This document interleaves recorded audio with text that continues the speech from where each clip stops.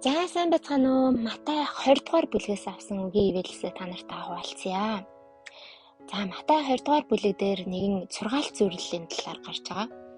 Тэр нь ус үзмийн талбай руугаа ажилчдыг хөсөлж явуулахаар өглөө эрт гарсан нэг талбайн эзний талаар гарч байгаа. Тэгээ тэр талбай эзэн болохоор өглөөнөөс ахуулаад оройн 11 цаг хүртэл ингээд ажилчдыг хөсөлж байгаа. Тэгээ хөсөлж байгаа ажилчид болгонтойгоо яг өдрийн 1 динар буюу тэр үеийн одоо нэг мөнгөөр те тохиролцоод тэгээд тэр ажилчдыг хөсөлж байгаа.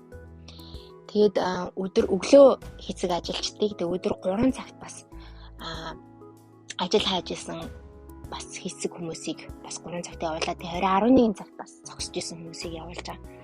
Тэгээд яг тэр өдрийн ажил дуусаад бүгдээрээ буцаад нөгөө хөлсөө авах гад тэр талбайн эзэн дээр ирэх үед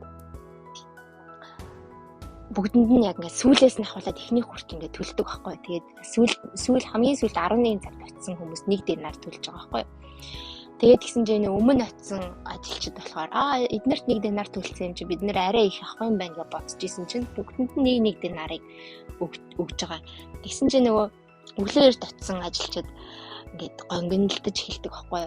Бид нэрстэй ажлын хамгийн ихийг хийсэн халуун нар өдрийн халуун нарыг бид нэр л үүрсэн штэ. Яагаад бид нар яг адилхан ингэж мөнгө авч байгаа юм бэ? Энэ ч шударга биш үү штэ гэдгсэн чинь талбай эзэн хэлж байгаа. Та нар надтай 1 динараар л тохиролцсон. Тэрийгээ аваад ингэж яваа. Миний өвөмөр байдлаас болж та нар ингэж нүдчин ингэж хорсож гин үү? Тэ? Би өөрөө эзэн учраас энэ талбайн эзэн учраас би хинт хэдийг өгөө би өөрөө мэдье хэлээ явуулж байгаа. Яг ийм сургаалт зөвлөл байгаа байхгүй яг ийм. Тэгээд яг энийг ингээд уншсны дараа яг ариун сүнс надад ийм ойлголт өглөө л дөө.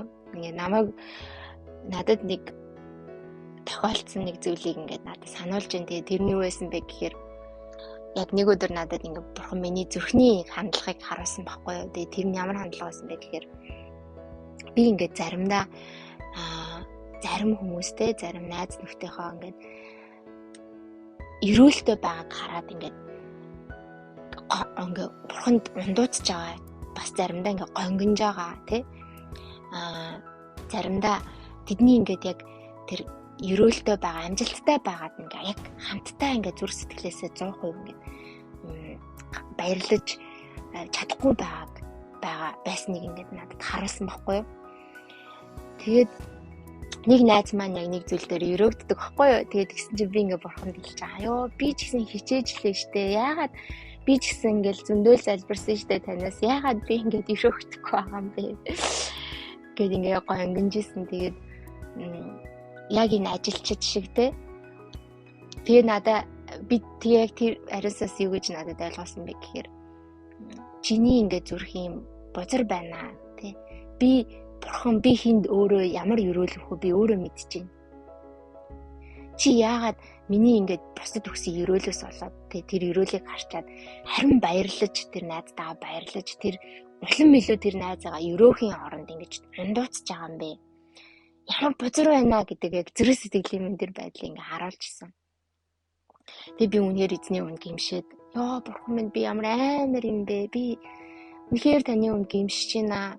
Би харин бүр илүү тэр найзыгаа төлөө баярлаж тэр найзыгаа төлөө бүр өрөөх ёстой байдал. Бүр дайсныгаа хүртэл өрөөгөөд би битсэн байдэн штэ тий.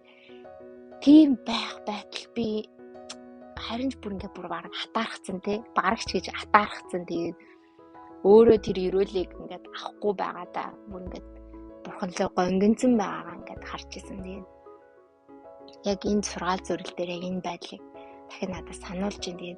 Тэгээд эзэн бол яг царийн ганц бурхан амьд эзэн. Тэгээд бурхан өөрөө хэндий хэмжээгээр өрөөхөө. Түүний л хэрэгжтэй би бурханы өмнө очиод та тэрийг тэгж өрөөчөөд намаа ингэж өрөөхгүй байна гэж хэлэх надад бүр тийм тийм эрхч байхгүй юм байна гэдгээ би олж харсан. Тэгээд гэхдээ эзэн үнэхээр сайн тэр намайг өстой тултал нь өрөөж байгаа штэ. Тэгэхэд хүртэл би ингээд даварж гин гэдгийг олж харж байсан. Тэгээд үнэхээр эзэн дахиад энэ зүйлийг сануулсанд баярлалаа Иесус. Тэгээд та та нартайгаа яг энэ бусын явдлаа суулцъя гэж бодсон юм аа ингэрчлээ. За тэгээд эзэн минь таны үгийн төлөө талархъя. Та тэгээд сонсож байгаа хүмүүс юм энэ өдрийг үнэхээр та ивэж өрөөж өгөх болтугай. Та тэднийг мань улам илүү үгэн дотор суралцаж ойлгож таны өрөө улам илүү шунан дурлаг тэр зүрх сэтгэлийг тэдэнд мань өгөх болтугай гэж залбирч. Есүс Христийн нэрээр амен. Тэгээд дараагийн бүлгээрээ уулзлаа. Түр баяртай.